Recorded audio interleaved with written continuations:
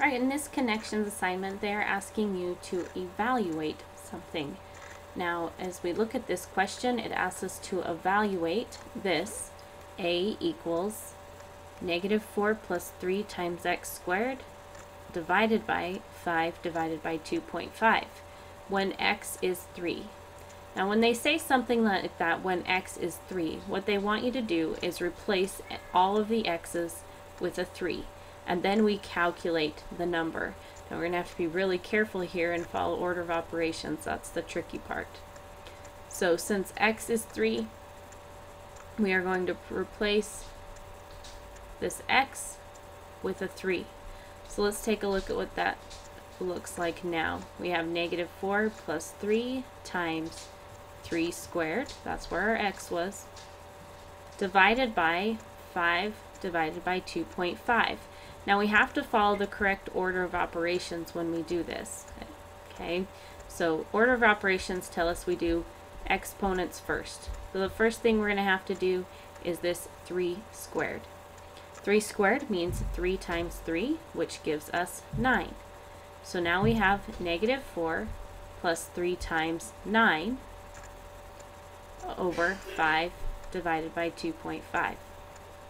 Continue. Order of operations again tells us to go ahead and do multiplication next.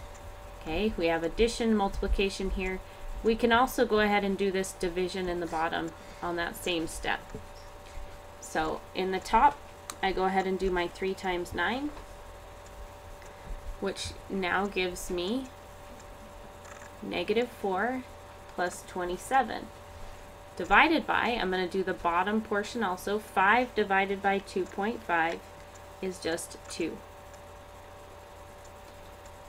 Okay, I'm going to continue. What do I have left? In the top, I have this -4 plus 27. So I'm going to do that next. -4 plus 27 is basically 24 minus 7 since they're opposite signs.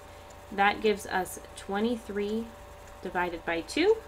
And let's finish this out. Go ahead and that fraction bar can be division.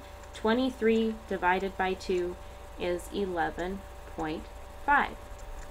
So we have evaluated and found that A is 11.5 when x is 3. All right, let's do one more of those.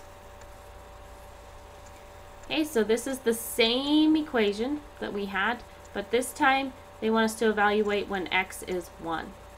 So again, what that means is to go to this equation we have here, replace our x with a 1 this time.